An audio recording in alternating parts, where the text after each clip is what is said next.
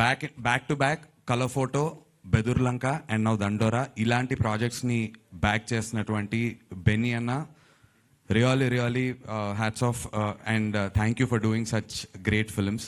మీలాంటి ప్రొడ్యూసర్స్ ఉంటే ఇలాంటి కొత్త కథలు ముందుకు వస్తుంటాయి. సో మీకు థ్యాంక్ యూ. అండ్ బెన్నీ అన్న లాంటి ప్రొడ్యూసర్స్ ఇంకా వస్తే చాలా బాగుంటుంది. ఇంకా రావాలి అంటే ఇలాంటి సినిమా హిట్ అవ్వాలి. ఇలాంటి సినిమా హిట్ అవ్వాలంటే ప్రీచీగా ఉండకూడదు. దీన్ని ఇంత ఎంటర్టైనింగ్గా చెప్పినటువంటి మా మురళీ బ్రోకి amazing job. You'll all love the film అండి. December 25th రాబోతోంది. ఇంకా చాలా ప్రెస్ మీట్స్ ఉంటాయి, చాలా ప్రమోషనల్ యాక్టివిటీస్ ఉంటాయి, అక్కడ మాట్లాడుకుంటాం.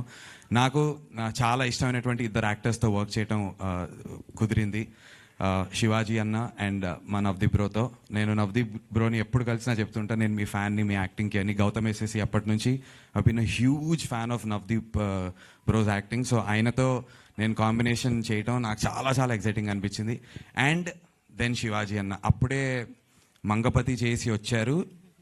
రిలీజ్ అయిన ఫస్ట్ 10 days 15 daysలో మేము షూట్ స్టార్ట్ చేసాం.